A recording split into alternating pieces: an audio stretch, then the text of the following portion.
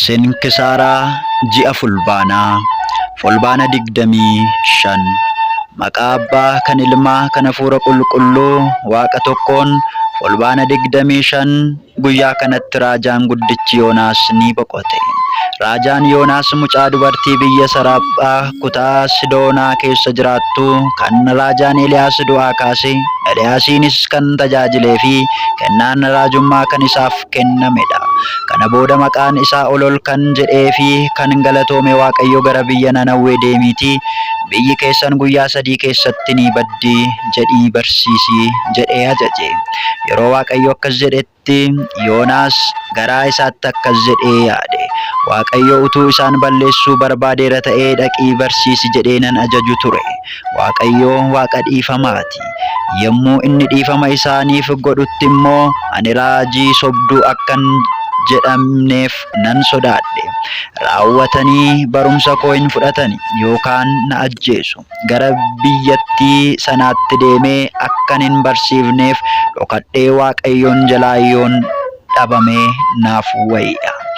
Yaa obboloota koo, uumamni uumaa isaanii Waaqayyoon jalaa dhokachuu ni danda'aaree?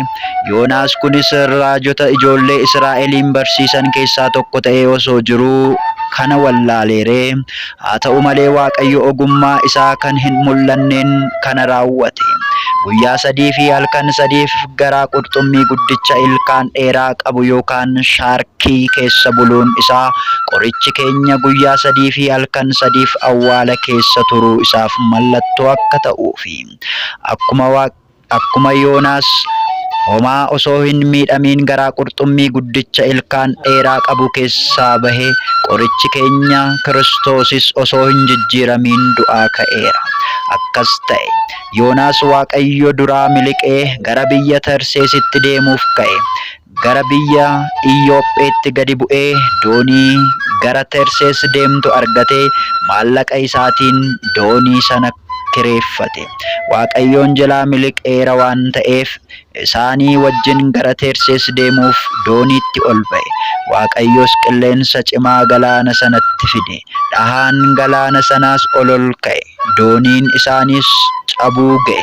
Warri dhahaa galaanichaa kutanis hunduu sodaatanii gara waaqayyolii tolfamoo isaaniitti iyyan. Akka doonii isaaniitti salphatuuf maallaqaa fi meeshaa isaanii baasanii galaanatti gatan.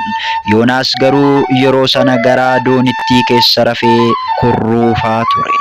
Namni dhahaa galaanaa kutuu sunis gara Yohannisitti gadi bu'ee, maaltu si raffisa? Akka nuti hin duuneef Waaqayyo akka nu fayyisuuf ka'iitii maqaa uumaa keetii waami jedheen. Dhiphinni kun kan nurra ga'eef gatii cubbuu eenyu akka ta'e baruuf kottaa carraa buufannaa jedhan. Yommuu buufatanittis carraan sun Yoonaasiin baase.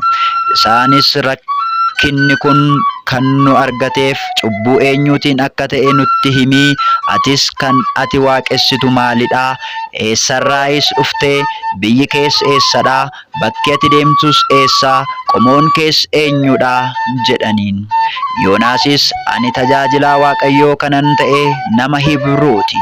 Uumaan koos samii fi lafa kan uume, galaanaa fi lafa gogaa isa uume Waaqayyodha jedheen. Namoonni kunis baay'ee sodaatanii maal gootee jirtaa jedhaniin. Innis Waaqayyoon jalaa miliqee akka deeme itti himee waan ta'eef isaanis ni baran. Galaanni sun jeeqamaa waan tureef, bubbee guddaanis ka'ee waan tureef, galaanni kun akka nu dhiisuuf egaa maal haa goonuu jedhaniin. Yoonaas baasaatii galaanicha keessatti nagataa, galaanni kunis isin dhiisaa. Obomboleettiin galaana guddaan kun kan isinitti dhufe sababa koo akka ta'e ani beekaa jedheen.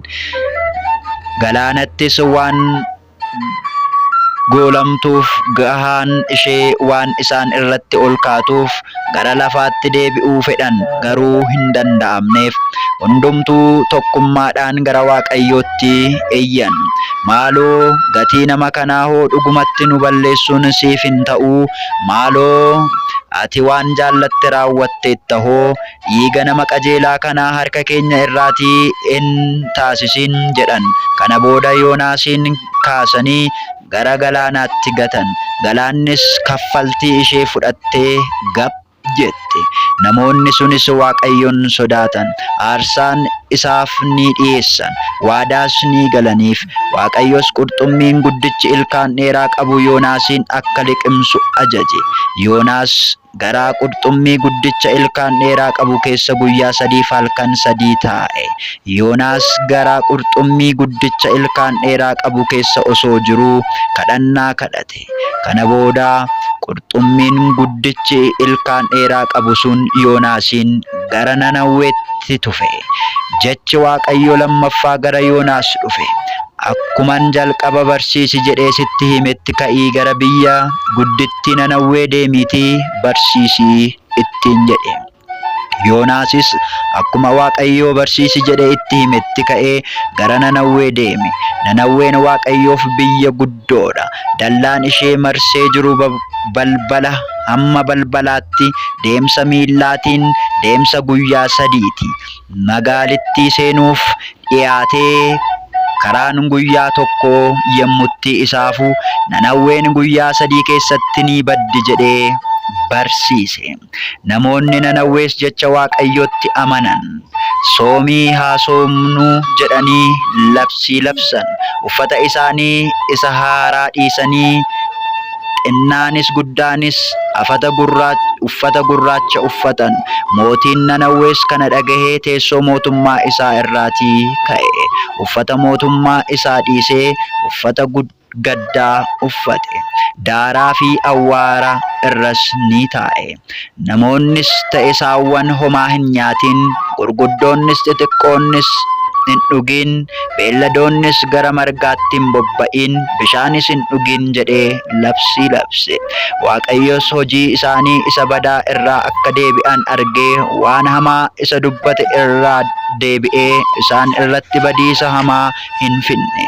Yoonaasis gadda cimtuu gadde. Gara uumaa isaa Waaqayyootti akkas jedhee kadhate. Ani jalqabumaa yeroon biyya koo ture akkas jedhee hin dubbanneeree?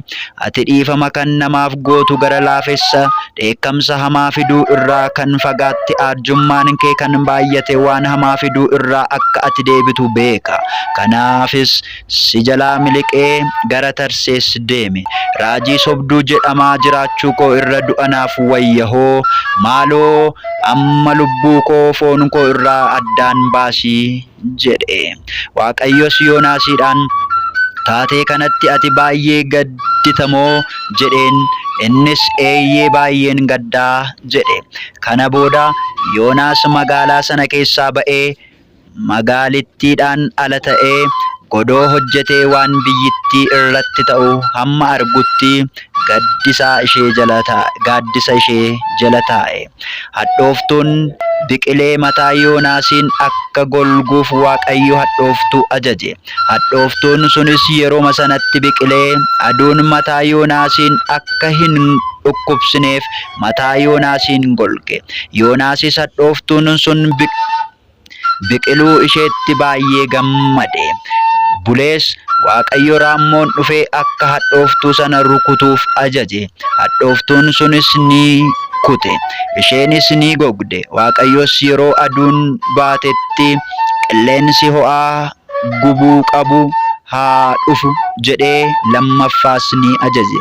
Qilleensi sunis dhufee mataa Yoonaasiin dhukkubse. Innis hamma sammuu dhabutti ga'e. Garaa isaattis baay'ee aare. Jiraachuu irra du'uu naaf wayyas ni jedhe. Waaqayyos Yoonaasiin buqqee hadhooftuun sun goguu isheetti baay'ee gadditeereehii jedheen. Innis eeyyee du'uun qaba hamman jedhu irra ga'een gaddeeyyuuti jedhee deebise. Waaqayyos ati hadhooftuu guyyaa tokkotti biqiltee guyyuma tokkotti kan goddee kan bishaanillee hin obaafne kan ittillee hin dadhabnetti gaddita. Ani immoo biyya Nanawwee kan namoonni bitaa fi mirgaallee adda baasanii hin beekne 12,000 ta'anii fi beelladootni hedduun keessa jiraatan biyya guddoo kanaaf hin gadduureeyi. Nama balleessaa isaa irraa deebi'ee qalbii jijjiirratuuf dhiifama akkan taasisuu fi kan fayyisudha hoo jedhe. Kana booda Yoonaas ka'ee gara biyya isaatti deebi'e. Nagaadhaanis boqote. Umuriin isaa guutummaatti waggaa 170 ture. Galanni Waaqayyoodhaaf haa ta'u. Nuunis kadhannaa isaatiin nu haa fayyisu. Suuqni isaas nurraa haa bulu bara baraan. Ameen. Lidiyaadha galanni keenya ulfina isaatiif kaane hundi keenya Waaqa jiraatu.